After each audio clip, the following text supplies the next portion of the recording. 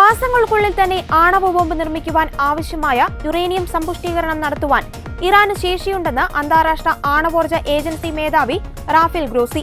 US നടത്തിയ ആക്രമണത്തിൽ ഇറാനിലെ 3 ആണവ കേന്ദ്രങ്ങളിൽ നാശനഷ്ടങ്ങൾ വരുത്തിയെങ്കിലും പൂർണ്ണമായി നശിപ്പിക്കുവാൻ സാധിച്ചിട്ടില്ലെന്നും അദ്ദേഹം വ്യക്തമാക്കി. ഇറാന്റെ ആണവ കേന്ദ്രങ്ങൾ പൂർണ്ണമായും നശിക്കപ്പെട്ടു എന്ന് യുഎസ് പ്രസിഡന്റ് ഡൊണാൾഡ് ട്രംപിന്റെ വാദം തള്ളിയതായിരുന്നു റാഫേൽ ഗ്രേസിയുടെ പ്രസ്താവന. എല്ലാം പൂർണ്ണമായി അപ്രതീക്ഷിതമായി എന്നും അവിടെ ഒന്നും ശേഷിക്കുന്നില്ല എന്നും അവകാശപ്പെടാൻ കഴിയില്ല എന്ന് റാഫേൽ ഗ്രേസി മാധ്യമങ്ങളോട് പറഞ്ഞു. ടെഹ്റാനിൽ മാസങ്ങൾക്കുള്ളിൽ തന്നെ സമ്പുഷ്ടമായ യുറേനിയം ഉൽപ്പാദിപ്പിക്കാൻ സാധിക്കുമെന്നും ഇറാന് അതിനുള്ള സാങ്കേതിക ശേഷിയുണ്ടെന്നും അദ്ദേഹം പറഞ്ഞു. ജൂൺ 13-നാണ് ഇറാനിൽ ആണവായുധ നിർമ്മാണം തുടക്കമിട്ടെന്ന് അവകാശപ്പെട്ട് ഇസ്രായേൽ ഇറാന്റെ ആണവ സൈനിക കേന്ദ്രങ്ങൾ ആക്രമിച്ചത്.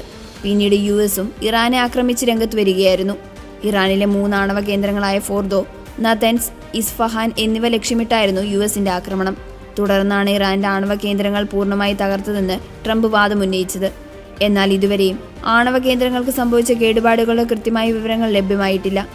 അതേസമയം സർക്കാർ വിരുദ്ധ പ്രക്ഷോഭങ്ങളിൽ പങ്കെടുത്തവരെ തടവിലാക്കിയ എവിൻ ജയിലിൽ ഇസ്രായേൽ നടത്തിയ ആക്രമണത്തിൽ തടവുകാരും അവരെ കാണാനെത്തിയ ബന്ധുക്കളും ജീവനക്കാരും ഉൾപ്പെടെ കൊല്ലപ്പെട്ടത് 71 പേരാണെന്ന് ഇറാൻ നീതിന്യായ വകുപ്പിന്റെ വെളിപ്പെടുത്തൽ.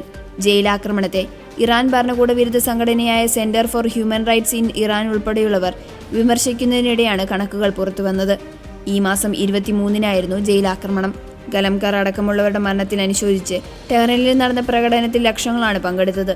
അതിനിടെ വർഷങ്ങളായി യുഎസിൽ താമസിക്കുന്ന ഇറാൻകാർക്കെതിരെ അപ്രത്യക്ഷ നാടുകടത്തൽ നടപടികളുമായി മുന്നോട്ടു പോവുകയാണ് യുഎസ് ഇമിഗ്രേഷൻ വിഭാഗം. ഇറാനിലെ ഭരണകൂട നടപടികളിൽ നിന്ന് രക്ഷ തേടി എത്തിയവരുൾപ്പെടെ മുതിർന്ന ഇറാൻകാരെ മുന്നറിയിപ്പില്ലാതെ അറസ്റ്റ് ചെയ്യുകയാണെന്ന് സംഘടനകൾ ആരോപിച്ചിരുന്നു. 11 പേരെ അറസ്റ്റ് ചെയ്തതായി സ്ഥിരീകരിച്ചിട്ടുണ്ട്.